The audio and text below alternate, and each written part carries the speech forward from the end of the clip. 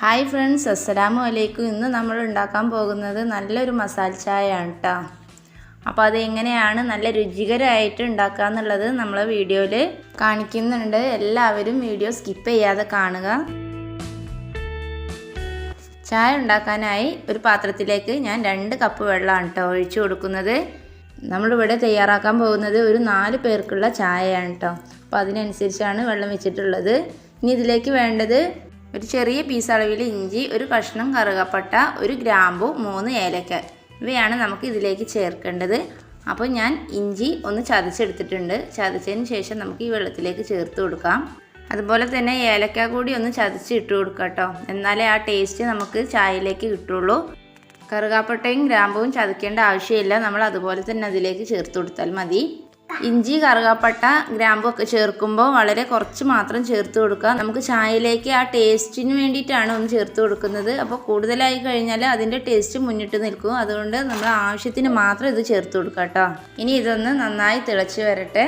ശേഷം നമുക്കിതിലേക്ക് ചായപ്പൊടി ചേർത്ത് കൊടുക്കാം. 2-3 മിനിറ്റ് നന്നായിട്ട് തന്നെ ഇത് തിളപ്പിക്കുക. കാരണം എങ്കിലേ നമുക്ക് ചായയിലേക്ക് മസാലയുടെ ആ ടേസ്റ്റ് ഇങ്ങോട്ട് കിട്ടുള്ളൂ. ഇപ്പോൾ 2 മിനിറ്റ് ആയിട്ടുണ്ട്. ഞാൻ ഇതിലേക്ക് ചായപ്പൊടി ചേർക്കുകയാണ്. 2 ടീസ്പൂൺ ചായപ്പൊടിയാണ് ചേർത്ത് കൊടുക്കുന്നത്. ചായപ്പൊടി ഇട്ടതിന് ശേഷം ഒരുപാട് നേരമൊന്നും തിളപ്പിക്കാൻ പാടില്ല കേട്ടോ. ഒരു 30 സെക്കൻഡ് മാത്രം നമുക്ക് ചായപ്പൊടി ഇട്ടതിന് ശേഷം തിളപ്പിച്ചാൽ മതി. നമ്മൾ സാധാരണ ഏത് ചായപ്പൊടിയാണോ യൂസ് ചെയ്യാറ് അത് തന്നെ നമ്മൾ മസാല ചായക്ക് എടുക്കാവുന്നതാണ്.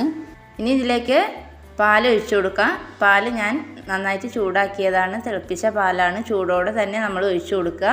തണുത്ത പാൽ ഒഴിച്ചു കൊടുക്കാതിരിക്കുക. 2 കപ്പ് പാലാണ് ഞാൻ ചേർക്കുന്നത്.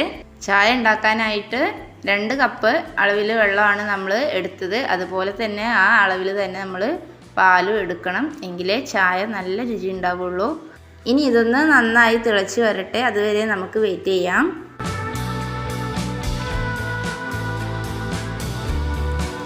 ഇതുപോലെ ചായ തിളച്ച് പൊങ്ങി വരുന്ന സമയത്ത് നമുക്കൊന്ന് ഇളക്കി കൊടുത്തതിന് ശേഷം മധുരത്തിന് ആവശ്യമായ പഞ്ചസാര ചേർത്ത് കൊടുക്കാം. ഞാനിതിലേക്ക് 2.5 ടേബിൾ സ്പൂൺ പഞ്ചസാരയാണ് ചേർക്കുന്നത്. മധുരം ചേർക്കുമ്പോൾ ഓരോരുത്തരുടെ ഇഷ്ടത്തിനനുസരിച്ച് നമുക്ക് ചേർത്ത് കൊടുക്കാവുന്നതാണ്. അപ്പോൾ ഈ 2.5 ടേബിൾ സ്പൂൺ ഈ 4 പേർക്കുള്ള ചായക്ക് കറക്റ്റാണ്. കൂടുതൽ മധുരം ഇല്ല, ആവശ്യത്തിന് മാത്രമേ ഇട്ടിട്ടുള്ളൂ. അപ്പോൾ നിങ്ങളുടെ ഇഷ്ടത്തിനനുസരിച്ച് മധുരം ചേർക്കാവുന്നതാണ്. മധുരം ഇല്ലാതെ കുടിക്കുന്നവരും ഉണ്ടാവും.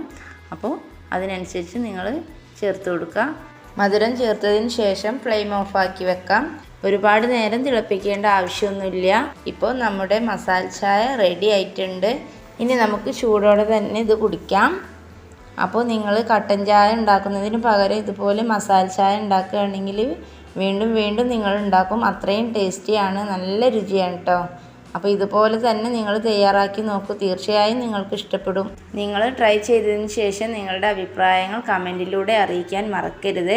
അതുപോലെ തന്നെ വീഡിയോ ഇഷ്ടപ്പെടുകയാണെങ്കിൽ ഒന്ന് ലൈക്ക് ചെയ്തിട്ട് പോകണേ.